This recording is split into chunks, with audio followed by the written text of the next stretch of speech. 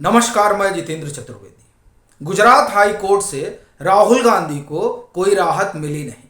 Court ने उनकी उस याचिका को खारिज कर दिया जिसमें उन्होंने ये दरखास्त लगाई थी कि उन्हें जो मानहानि वाले मामले में 2 साल की सजा हुई है उस सजा पर रोक लगा दी जाए। लेकिन कोर्ट ने उस पर रोक लगाना ठीक नहीं समझा और वहां पर यह बात निकल कर आई कि दरअसल इस तरह के तकरीबन 10 मामले चल रहे हैं और ये इस बात की ओर संकेत करते हैं कि राहुल गांधी स्वभावतः इस तरह की चीजें बोलते रहते हैं। तो इस कारण ये एक ग्राउंड बनता ही है और फिर वहां वीर सावरकर को लेकर जो कुछ इन्होंने कहा और उसे लेकर जो उनके ऊपर केस हुआ उसकी भी चर्चा हुई।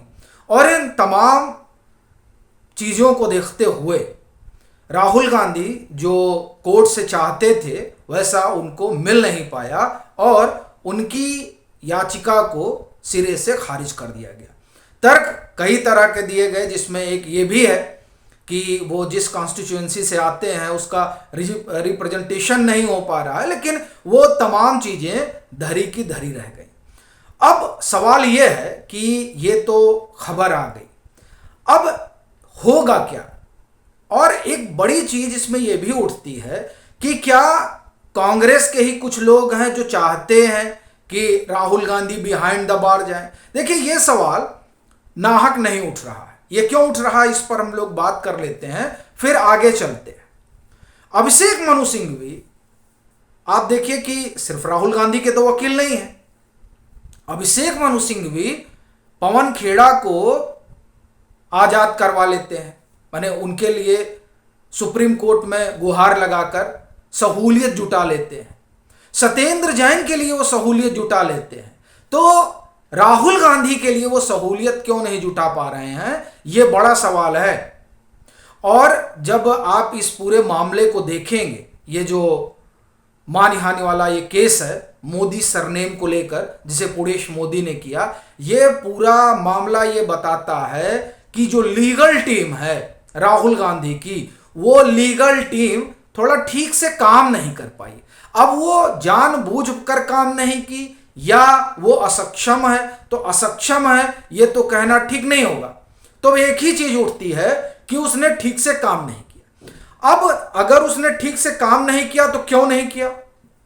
क्योंकि जो लोग भी इस पूरे मामले से वाकिफ हैं वो स्तब्ध हैं कि जो आर्गुमेंट हुआ, जो तमाम चीजें बहस हुई और उस बहस के बाद जो ये चीज निकल कर आई जिसमें इनको 2 साल की सजा हुई, तो दरअसल उस बहस में कई ऐसे लूप होल जानकार देख रहे हैं जो इस ओर इशारा भी कर रहे हैं और कह रहे हैं कि नहीं, इसमें खामियां बहुत हैं जो राहुल गांधी की लीगल टीम थी। तो अब ये खामियां क्यों रखी गई? क्या ये कोई स्ट्रेटजी है? ये भी एक सवाल उठता है। और उस स्ट्रेटजी में क्या ये देखा जा रहा है कि ये मामला जैसे जैसे आगे चलेगा वैसे वैसे एक सिंपैथी गेन होगी? अब ऐसा ना हो कि सिंपैथी के चक्कर में जो है राहुल गांधी को ये लोग अंदर करा दें। या मसला सिंपैथी का नहीं है, मसला यह है कि 2024 का चुनाव बिना राहुल गांधी के लड़ा जाए।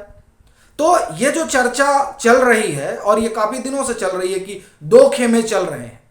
पहले तो 3 खेमे हुआ करते थे कांग्रेस में, एक सोनिया गांधी का खेमा, एक राहुल गांधी का खेमा और एक प्रियंका वाड्रा का खेमा। अब सोनिया गांधी का खेमा तो आप ये समझिए कि इनएक्टिव है एक तरीके से, और या आप ये भी कह सकते हैं कि वो खेमा पूरी तरह से राहुल गांधी के पक्ष में अब लामबंद है, और एक खेमा प्रियंका वाड्रा का बताया जाता है। तो क्या जो प्रियंका वाड्रा का खेमा है जो उनके लिए एक लार्जर पिक्चर खींच रहा है 2024 के लिहाज से, तो उसमें भी क्या इस तरह की कोई संभावना दिखाई दे रही है कि नहीं, चलिए अब इन्हीं को आगे करके बढ़ा जाए? क्योंकि राहुल गांधी के लिए बड़ी चुनौती ये नहीं है कि लोग उनको नेता माने। राहुल गांधी के लिए बड़ी चुनौती यह है कि कांग्रेस के नेता उनको अपना नेता माने। और जिस तरह से ये केस है उससे तो यही लग रहा है कि अंदर खाने ही कुछ ऊहापोह की स्थिति है। और ये अकेला उदाहरण नहीं है, आप दूसरा देखिए, कपिल सिब्बल। कपिल सिब्बल साहब भारी वकील हैं।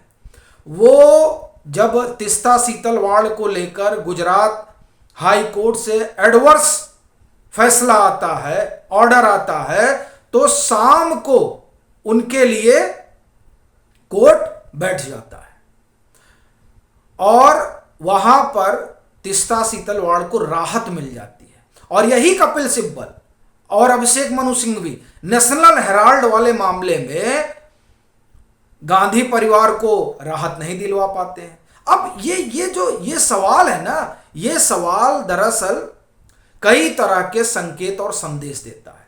लेकिन बड़ी चीज ये है कि क्या वाकई में इस तरह के जो चीजें हैं वो इस ओर जो इशारा कर रही हैं, जो संकेत कर रही हैं, उसमें क्या कांग्रेस का एक धड़ा इस दिशा में सोचता है कि नहीं, नेता तो अब इनको बना लेना चाहिए।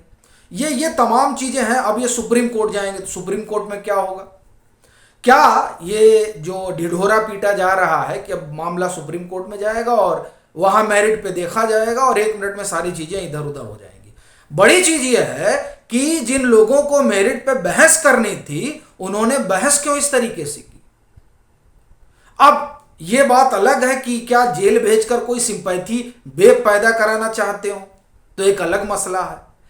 और उससे कितना सिंपैथी पैदा हो पाएगा, यह भी अपने आप में एक सवाल है। क्योंकि उस सिंपैथी के लिए जरूरी यह है कि राहुल गांधी का उतना आदम कद हो कि उनके जेल जाने से ही पूरी जनता बाहर चली आएगी। अभी ईडी ने घंटों पूछताछ की थी, तब तो 4000 लोग भी नहीं जुट पाए थे दिल्ली में।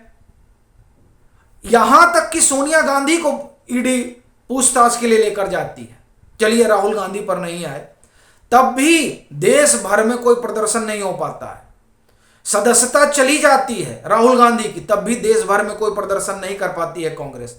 यहां तक कि राजस्थान और छत्तीसगढ़ से कार्यकर्ता दिल्ली नहीं पहुंच पाते। कायदे से यहां सरकारें, यहां तो व्यवस्था हो जानी चाहिए थी, एक बार घेर के दमखम दिखा देना चाहिए था। कुछ नहीं हो पाया। तो अब जो लोग ये मान रहे हैं कि अगर राहुल गांधी जेल चले गए तो बड़ी क्रांति हो जाएगी, तो कम से कम मैं तो इत्तेफाक नहीं रखता, कोई क्रांति नहीं होनी है। जैसी स्थिति है वही स्थिति रहेगी। अगर क्रांति होने वाला मसला होता तो ये तभी हो गया होता जब राहुल गांधी और सोनिया गांधी को ईडी ने पूछताछ के लिए बुलाया था और पूछताछ हुई थी।